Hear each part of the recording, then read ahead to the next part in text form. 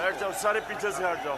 आप बैठ जाओ, इधर आ जाओ, बैठ जाओ, इधर इसमें कुर्सी पे बैठो। सबको पीछे से हटा देना, बैठ जाओ। बिस्मिल्लाहिर्रहमानिर्रहीम।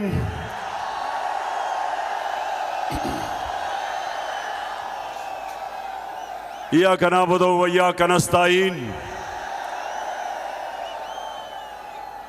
मेरे 18,000 के नौजवानों, बुजुर्गों और खास तौर पे जो मेरी बहनें आई हुई हैं, मैं सबसे पहले आप सबसे माजरत चाहता हूं कि मैंने आना था जहाज से और रास्ते में मौसम की खराबी की वजह से जहाज ना आ सका, तो मैं इस्लामाबाद से बाय रोड आपके पास पहुंचा हूं। तो मैं माजरत चाहता हूं, आपको इंतजार करनी पड़ी।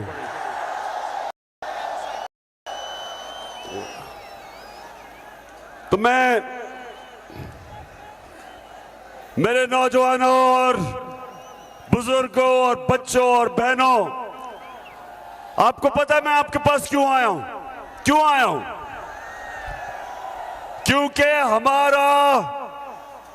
हमारा जो नुमाइंदा था, जिसको आपने वोट दी थी, वो लोटा हो गया।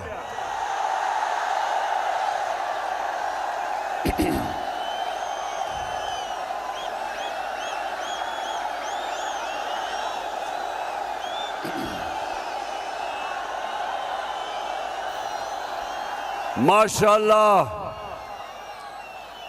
मेरे सारे नौजवान बल्कि बच्चे भी जानते हैं कि लोटा क्या होता है। लोटा सिर्फ वो नहीं होता जो गुस्ल खाने में इस्तेमाल किया जाता है। लोटा वो होता है जो अपने ज़मीर का सौदा करता है, अपना ज़मीर बेचता है। और हम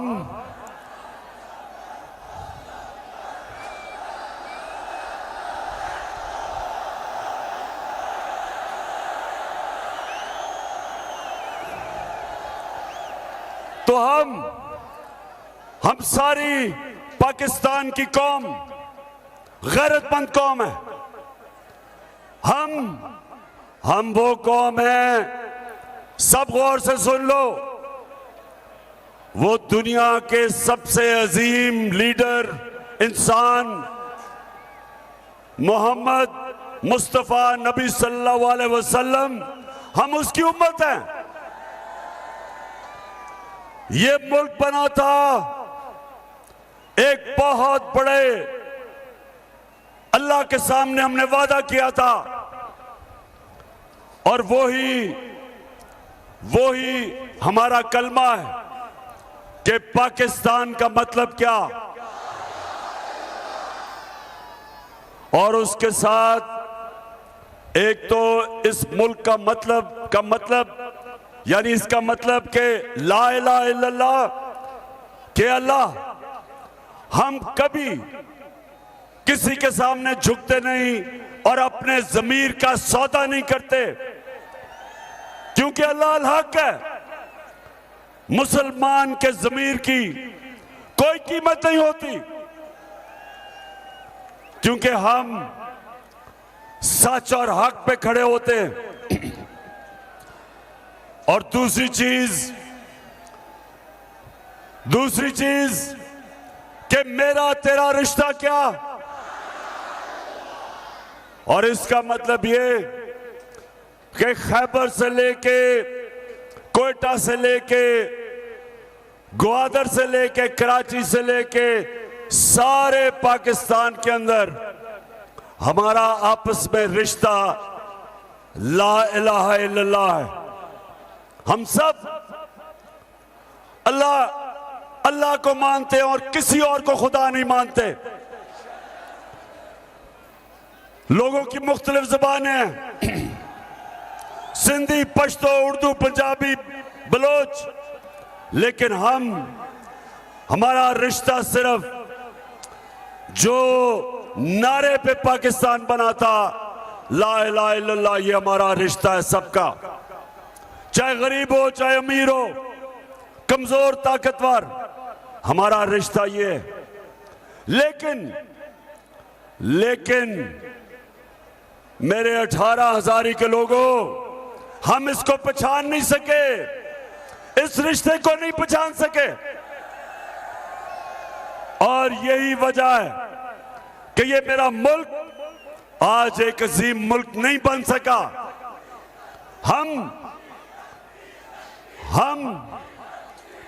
हम वो लोग हैं जिनका नजरियाती लीडर इलामा इकबाल था और हमारा लीडर कायदे आजम मोहम्मद अली जिन्ना था। बड़े इंसान थे,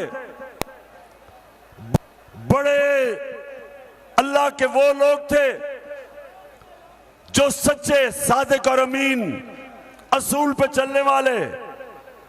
और इलामा इकबाल की ख्वाब थी कि जब हमारा मुल्क, मेरे नबी सल्लल्लाहु अलैहि वसल्लम ने जो मदीना की रियासत के असूल बनाए, जब हम उन पे खड़े होंगे, अदल और इंसाफ, इंसानियत और खुददारी, तब ये कौम एक अजीम कौम बनेगी। लेकिन हम नहीं बने क्योंकि हम उन उसूलों पे नहीं चले। ये जो लोटे, ये लोटे क्या हैं? ये वो लोग हैं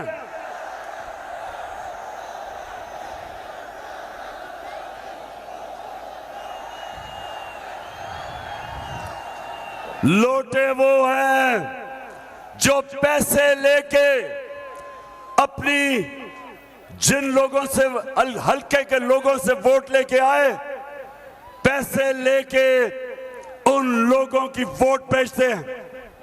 ये वो लोग हैं जो पाकिस्तान के आइन के खिलाफ जाते हैं। ये वो लोग हैं जो उस मुल्क से गद्दारी करते हैं। एक अमरीकी साजिश का हिस्सा बन के 22 करोड़ पाकिस्तानियों की मुंतखब हुकूमत को ये गिराते हैं साजिश के तहत, पैसे लेके। और इनके साथ इस मुल्क के मीर जाफर और मीर सादिक मिल जाते हैं और मिलके एक अमरीकी साजिश के तहत पाकिस्तान के बड़े बड़े डाकुओं को मुल्क पे मुसल्लत कर देते हैं। इसलिए लो ना, बैठ, चुप करके बैठ। इसलिए सुनो, मेरे नौजवानों, गौर से सुनो। इसलिए ये इतवार को जो इलेक्शन आ रहा है, ये हमारे मुल्क के मुस्तकबिल का फैसला करेगा। मैं आज सबकी ड्यूटी लगा रहा हूं कि आप सब ने पूरा जोर लगाना है। आपने घर घर जाके लोगों को निकालना है। मेरी बहनों, आपने भी घर घर जाके लोगों को निकालना है, क्योंकि हमने ये इलेक्शन इसलिए जीता है, इस मुल्क के मुस्तकबिल के लिए, अपने नौजवानों के लिए, बच्चों के मुस्तकबिल के लिए। इन चोरों से इस मुल्क को बचाना है, अमेरिकनों के गुलामों से इस मुल्क को बचाना है। बताओ मुझे, आप सब इसमें पूरी तरह शिरकत करोगे?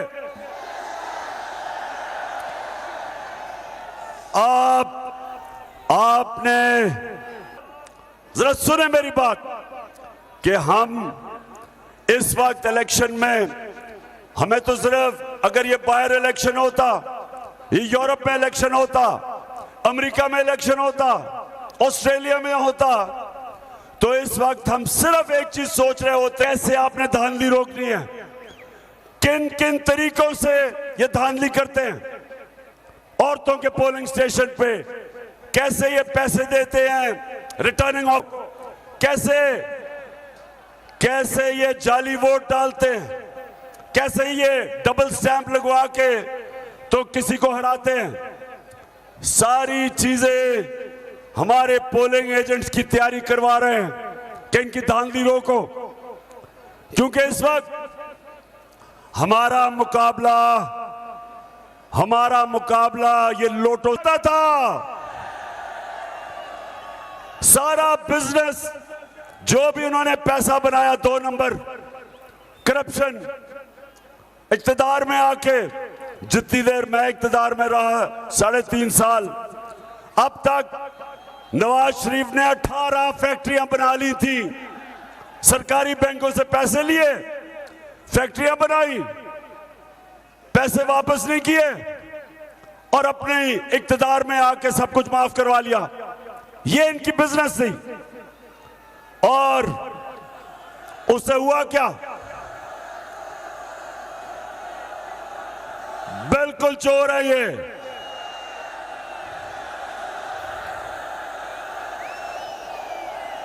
तो अब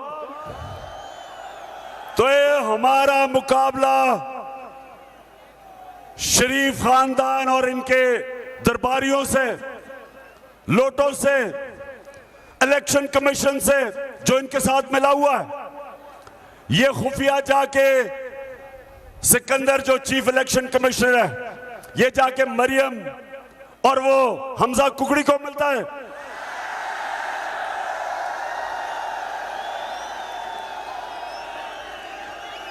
छुपके मिलता रहा है। और उसके अलावा एक मिस्टर एक्स बैठा हुआ है लाहौर में, और एक उसने मिस्टर वाई को भिजवाया हुआ है मुल्तान में। ये भी तैयारी कर रहे हैं। इनको हुक्म मिला है कि हर तरह तुमने इन चोरों को इलेक्शन जिताना है। और दूसरी तरफ सारी कौम खड़ी है हमारे साथ। हमने नौजवानों, हमने मिलके इनको ऐसे इलेक्शन हराना है जिस तरह एक ही दफा हिंदुस्तान के अंदर पाकिस्तान टीम हिंदुस्तान में मैच जीती, जब पाकिस्तान का कप्तान इमरान खान था और उनके एम्पायरों के बावजूद जीत के आए। अब भी ये अंपायरों के बावजूद हमने मैच जीत रहे हैं। हाथ खड़ा करो, जीत रहे हमने इंशाअल्लाह हमने इनको ऐसा फेंटा लगाना है, याद रखेंगे। और नौजवानों, आपने खास तौर पर वोट डालनी है। 64% पाकिस्तान में नौजवान है। अगर हमारा नौजवान निकलाया तो ये जो मर्जी कर ले, जितनी मर्जी धांधली करें, इंशाअल्लाह हम इनको इतवार को जब रिजल्ट आएगा तो मैं आपके पास आऊंगा इंशाअल्लाह जश्न मनाने के लिए।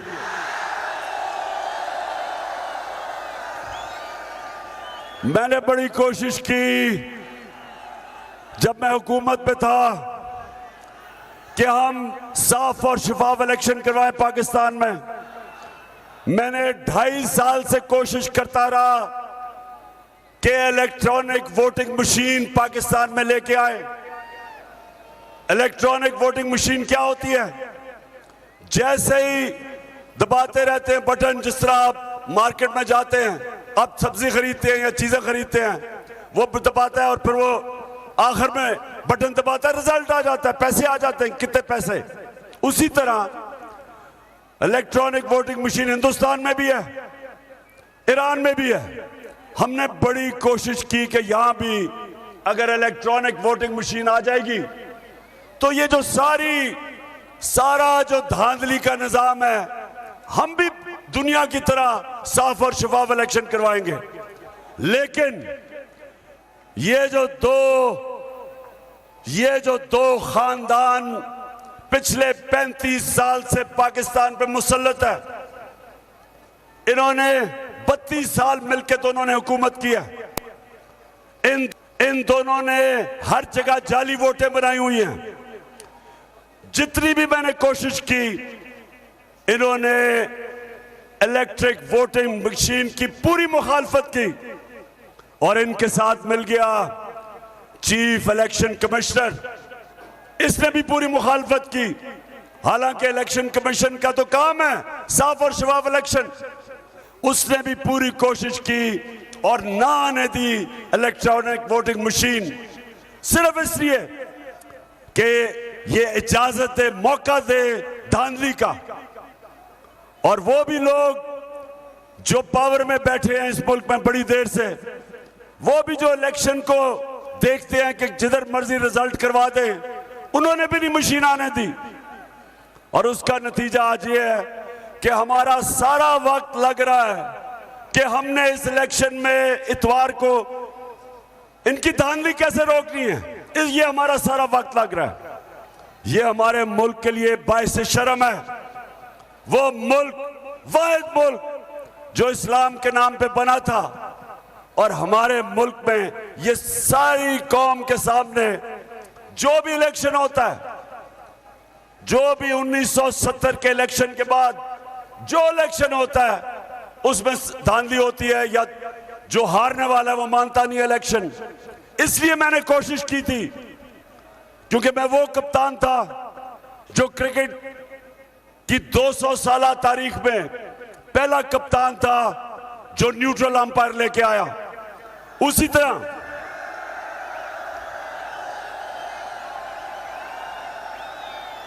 और यही मेरी कोशिश थी कि मैं वो प्राइम मिनिस्टर बनूंगा जो पाकिस्तान में साफ और शफाफ इलेक्शन करवाएगा।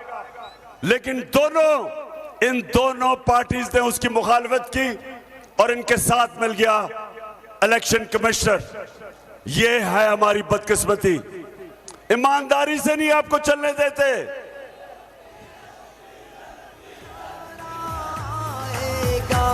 अब दौर गुलामी जाएगा और लेके रहेंगे आजादी।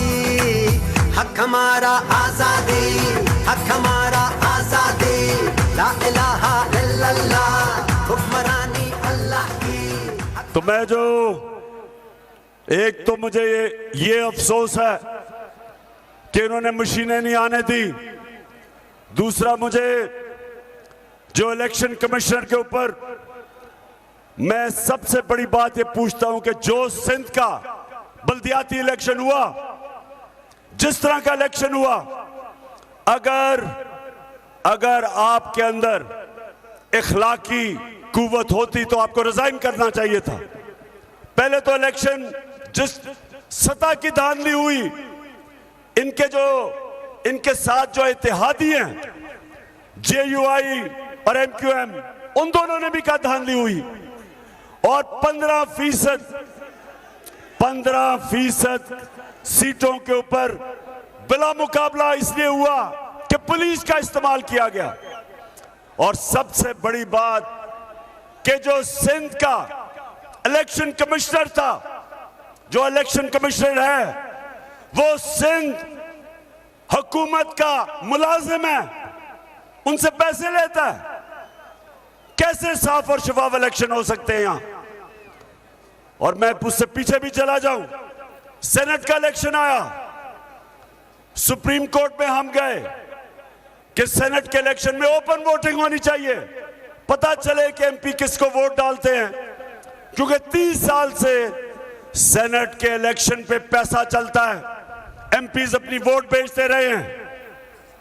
करोड़ रुपया इलेक्शन पे रिश्वत देने पे लगता है। हम सुप्रीम कोर्ट के पास गए, हम कैसे ओपन वोटिंग होता कि पता चले कि MPs किसको वोट डालते हैं। सुप्रीम कोर्ट ने कह दिया कि वोट की निशानदेही करनी चाहिए, इलेक्शन कमीशन को कह दिया। ये इलेक्शन कमिश्नर था, इसने नहीं किया। इलेक्शन में पैसा चला, करोड़ रुपया चला, और यूसुफ रजा गिलानी का बेटा पकड़ा गया पैसे देते हुए, वोट खरीदते हुए।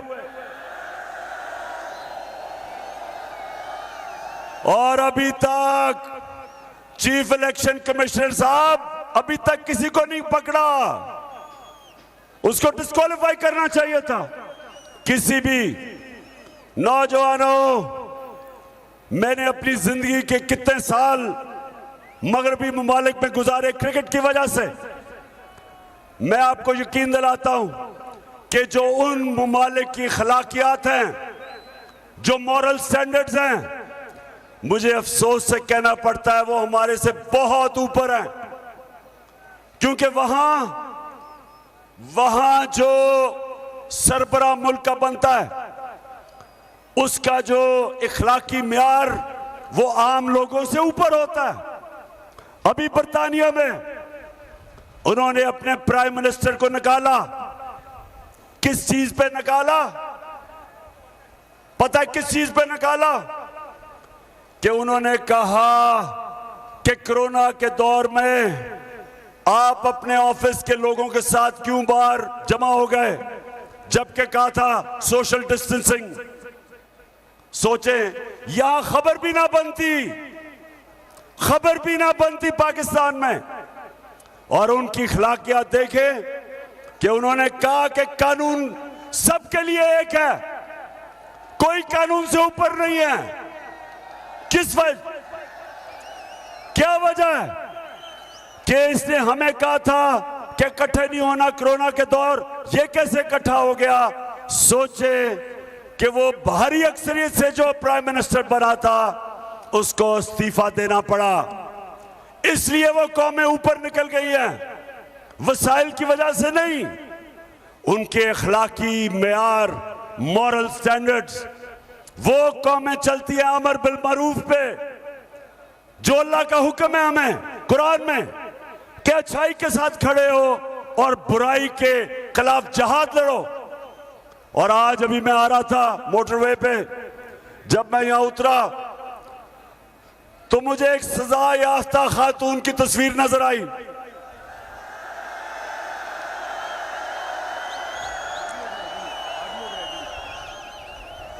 और उसके साथ तस्वीर मैंने किसकी देखी?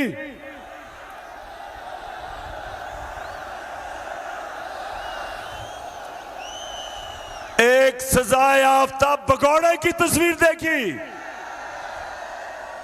झूठ बोल के मुल्क छोड़ के भाग गया। अब सोचे बर्तानिया के अंदर अब कोई सोच तस्वर नहीं कर सकता कि किसी की जुर्रत हो कि एक जमानत के ऊपर सजा याफ्ता खातून की तस्वीर लगी हो और दूसरी तरफ एक करप्ट झूठ बोलने वाला सजा याफ्ता भगौड़े की तस्वीर लगी हो। ये है फर्क।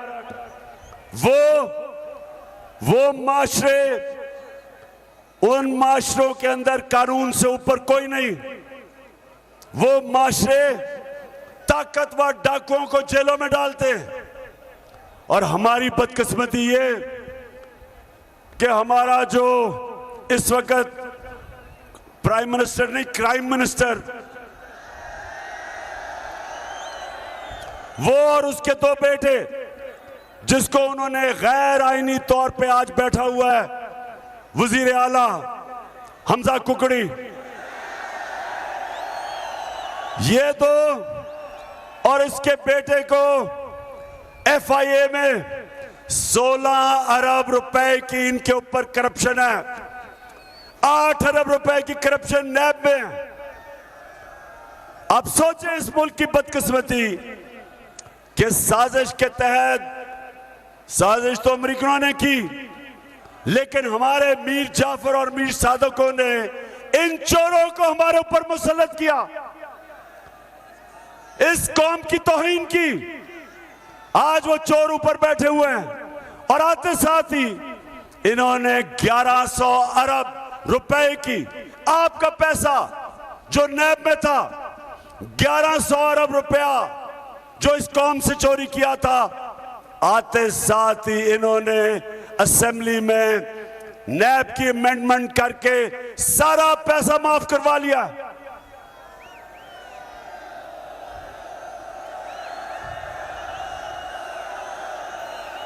मेरे नौजवानों, सुन लो मेरी बात। मेरे नबी सल्लल्लाहु अलैहि वसल्लम ने कहा था, ये सब सुन लो, उन्होंने कहा था तुम्हारे से पहले बड़ी कौमें तबाह हुई। उन्होंने बताया कि तबाह हुई, कैसे तबाह हुई? तबाह ऐसे हुई कि कंगाल हो गई, उनके पास पैसा खत्म हो गया, बैंकरप्ट हो गई। और उन्होंने कहा जो कौमें तबाह हुई तुम्हारे से पहले, छोटा चोर चोरी करता था तो उसको जेल में डाल देती थी वो कौमें, लेकिन बड़ा डाकू जब चोरी करता था तो वो उसको एनआरओ दे देती थी, वो तबाह हो जाती थी। और ये अभी मैं आपके सामने दो मिसालें देता हूं, दो मिसालें आपके सामने। एक श्रीलंका में भी 20 साल से एक खानदान बैठा हुआ था, प्राइम मिनिस्टर भी उस खानदान का, प्रेसिडेंट भी उस खानदान का। जिस तरह शहबाज शरीफ प्राइम मिनिस्टर और हमजा कुकड़ी चीफ मिनिस्टर, जिस तरह वहां सिंध के अंदर एक ही खानदान, जरदारी खानदान, उसकी बहन, उसका बेटा, वो सारा सिंध के बादशाह बने हुए हैं। इसी तरह श्रीलंका में एक खानदान 20 साल से हुकूमत कर रहा था। क्या हुआ? वो पैसा चोरी चोरी करके बाहर भेज रहे थे। आज तस्वीरें छपी हैं कि उस खानदान ने कितने अरबों अरबों रुपया मुल्क से बाहर महलात लिए हुए हैं, प्रॉपर्टीज ली हुई हैं, मुख्तलिफ जगह के ऊपर सरमायाकारी की हुई है मुल्क से बाहर। तो वो अरबोपति बनते गए और श्रीलंका का दिवालिया निकल गया। आज उनके पास पैसा नहीं तेल खरीदने के लिए। श्रीलंकन भूखे जा रहे हैं क्योंकि उनकी लीडरशिप ने चोरी कर करके उनका मुल्क तबाह कर दिया। लेबनान सुने जरा, जो बैरूत हम जब बड़े हो रहे थे, आज जिस तरह आप दुबई जाते छुट्टियों के लिए लोग, हमारे जमाने में बैरूत जाते थे। उधर भी उनके हुक्मरान, उन्होंने जब चोरी शुरू की तो आज बैरूत का यह हाल है कि 70% लोग गुर्बत की लकीर से नीचे चले गए। तो नबी ने, मेरे प्यारे नबी सल्लल्लाहु अलैहि वसल्लम ने जब कहा था कि वो कौम जो इंसाफ नहीं करती, इंसाफ का मतलब क्या कि ताकतवर और कमजोर के लिए एक कानून जिस कौम में नहीं है वो तबाह हो जाती है। एक कौम जब मदीना की रियासत मेरे नबी सल्लल्लाहु अलैहि वसल्लम ने बनाई थी तो उसकी बुनियाद रखी थी अदल और इंसाफ पे। उन्होंने कहा मेरी बेटी भी अगर चोरी करेगी उसको सजा मिलेगी, कोई कानून से ऊपर नहीं। और ऐसे दुनिया का सबसे अजीम, एक अजीम कौम खड़ी हुई, दुनिया की इमामत की उन्होंने, अदल और इंसाफ। और आपके सामने ये जो साजिश के तहत डाकुओं को हमारे ऊपर बिठाया है, ये हमारी कौम की बर्बादी है। ये ऊपर रह गए, ये और पैसा बनाएंगे। पहले भी इन्होंने अपनी चोरी माफ करवाई थी, जनरल मुशर्रफ के जरिए एनआरओ लिया था। अब ये दूसरी दफा इन्होंने अपनी चोरी माफ करवाई है और फिर तैयार हो जाएंगे फिर से मुल्क को लूटने के लिए। इसलिए आप सबको मैं आज पैगाम दे रहा हूं कि ये जो जंग है ये इमरान खान की जंग नहीं, ये इलेक्शन नहीं है, ये जहाद है। ये हकीकी आजादी की जहाद है। और दूसरी चीज, जितना जब से ये शहबाज शरीफ आया, यहां ऐसे ऐसे लोग थे वो समझते थे ये जी कोई बहुत ही बड़ा कोई अफलातून है। वो गलत फहमी में थे कि शहबाज शरीफ जब 50 अरब रुपए के इश्तिहारों के अंदर अपनी तरक्की दिखा रहा था तो नादान समझे कि कोई वाकई बहुत बड़ी चीज है। तो अब सारी कौम के सामने दूध का दूध पानी का पानी हो गया। महंगाई आसमानों पे और माइशत जमीन पे। लेकिन उससे भी बुरी चीज, इसने हमारी खुददारी खत्म करने की पूरी तरह कोशिश कर रहा है। एक वो खुददार कौम, गैरतमंद कौम, उसका ये प्राइम मिनिस्टर बन के जरा ये सुने ये क्या कहता है, सुने जरा। मैं सऊदी अरब से होके आया हूँ, मैं यूएई के होके, अभी मैं तुर्की होके आया हूँ। और मैंने उन भाइयों को कहा कि आप हमारे बड़े अजीम भाई हैं, हमेशा आपने हमारी मदद की। और मैंने यही कहा, जब मैं आया हूँ तो आप समझेंगे शायद ये मांगने आया है। मैं मांगने नहीं आया, लेकिन मजबूरी है। हमारा जिस तरह माजी में 75 साल में आपने हमारा हाथ बटाया है, कुछ ऐसा आप हाथ बटा दें। तो मैंने कहा मैं वादा करता हूं कि इंशाअल्लाह हम पूरी कौम हम मिलकर दिन रात मेहनत करेंगे, पसीना कराएंगे, अपने पाँव पे खट। मैं सऊदी अरब से होकर आया हूं, मैं यूएई। अब मैं ये आपसे पूछता हूं 18,000 वालों, मैं आपसे पूछता हूं क्या हम भिखारी हैं? और कहता आप 75 साल से हमारी मदद कर रहे हैं। ओ अहमक, ओ बेवकूफ आदमी, चेरी ब्लॉसम, बूट पॉलिश, ये हमारी मदद कोई नहीं कर रहा। जो पैसा आता है वो तो आपकी जेबों में या आपके बड़े बड़े लंदन में महलात में चला जाता है, या जरदारी के उसका जो बाहर पैसा रखा है या तो उधर चला जाता है। ये कौम तो ये यहां से लोग जाते हैं, मेहनत करते हैं, हमारे मेहनत कश पाकिस्तानी 18-18 घंटे काम करते हैं बाहर, वो पैसा भेजते हैं पाकिस्तान जिस पे मुल्क चलता है। और ये डाकू ऊपर से यहां से पैसा चोरी करके, मनी लॉन्ड्रिंग करके मुल्क से पैसा बाहर भेज देते हैं और फिर कहते जी हमें मांगने तो नहीं आया।